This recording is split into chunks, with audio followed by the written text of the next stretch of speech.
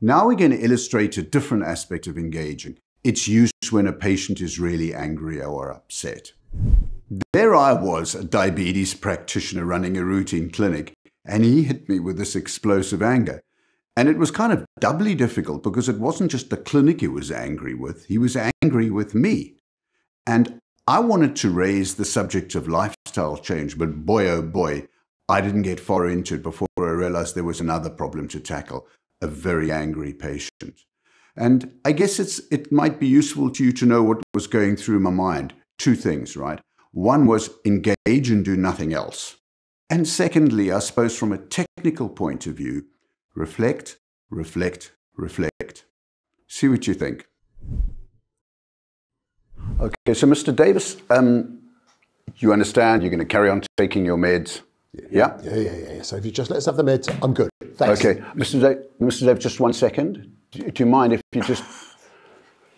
Go on. Okay, sorry, I appreciate that you're short of time. No, you don't.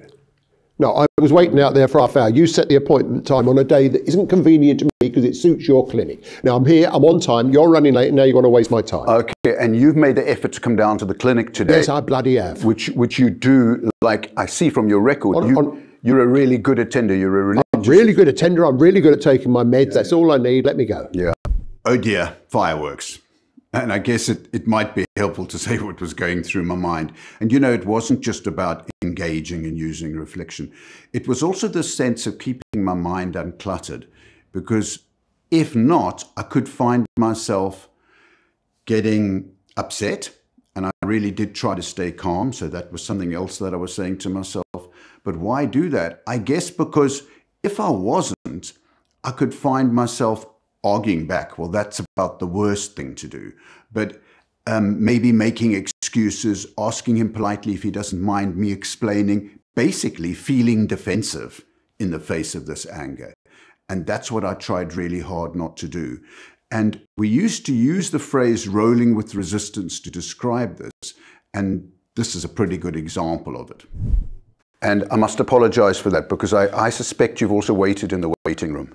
Oh, yes. Is that right? Because you can't run a system on time, can you? Right. Yeah, you come in here wanting to be treated like an individual, and I guess you get to feel a little bit like you're on a conveyor belt. I don't come in here wanting to be treated. I come in here because you summons me. That's why I come in here.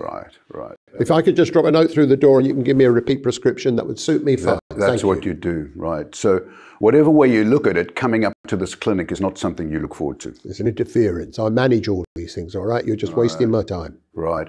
And may I ask your permission to just give me a few minutes to chat here this morning? Go on, I'm here now. Go on then. It is your choice to be honest. No, I'm here now. Let's get on with it. Are you sure? I've said yes, haven't I? Okay. Well, I just don't want you to feel you're here under coercion, that's all. Okay. Say what you got to say. Okay. Tell me, how many years have you been coming up here? What's your story about with your diabetes? Look it up on the computer. Yeah. Years. You know I've been coming. Well, actually, you don't know, do you? Because you've not seen you before. It's the first time you've been here. Is always another different bloody doctor. Exactly. That's absolutely right. That is absolutely right. I've worked in other clinics. I did look at your records, but to be honest with you, I didn't look at it carefully enough and count the years. That's what I just wanted to get a sense from you. What's it been like for you? How long have you been coming here, and what's your experience been like? What, coming here? Yeah. Different doctor nearly every time. There was one about 5 years ago. She was lovely. Right. So you appreciate it if you get to see the same person and No, she listened to me. She knew I was in a hurry. She knew I hadn't got time to waste. And in fact, she'd been in my shop last week. Right. Or the week before, if you see what I mean. I get it. Right. So you've had one good experience that you can recount. She was part of the community. We're a community. Right. And you felt that sense of connectedness. By this point, I had noticed that he's just starting to settle, and a very useful strategy to use when someone's angry or upset, or indeed actually with any patient, is to ask them for their story. And that's why I asked the kind of open question that I did. And this is helpful not only for sort of calming him down, but I get an incredible amount of information from the story. And he gets to feel more understood as I use reflection in the process.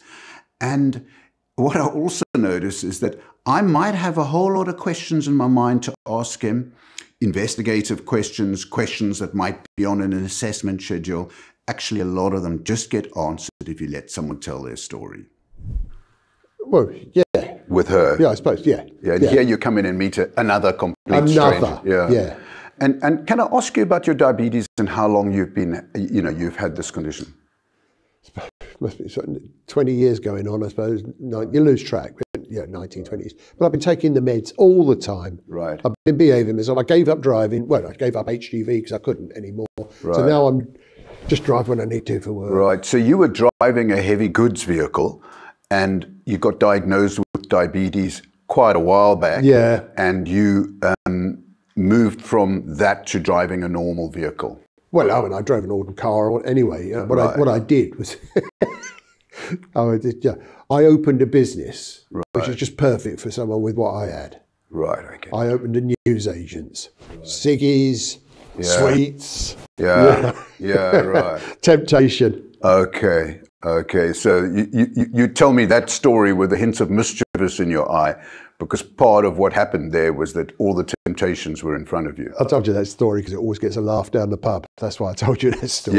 Yeah. But the mischievous look was about these temptations were right in front of you every day.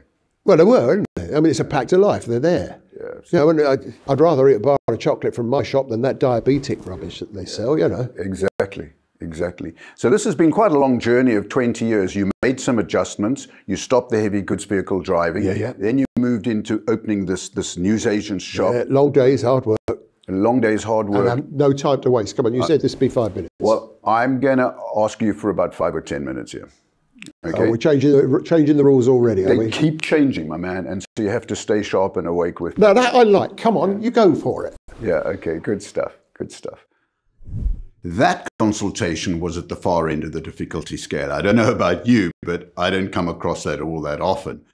But the point is that engaging can be used in all kinds of scenarios. That's the beauty of it. A couple of things stand out for me there.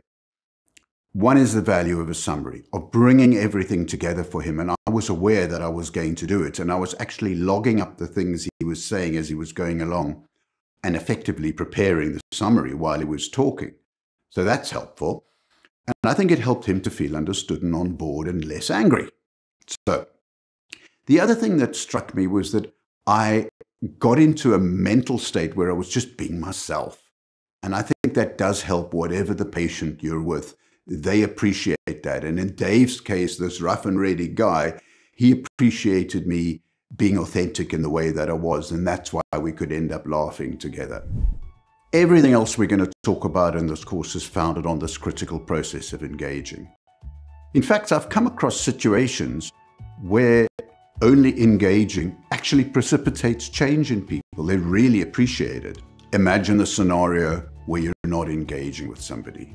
The consequences of that in healthcare and social care writ large are really serious. And here is a simple skill that is actually quite easy to get on top of with a bit of effort.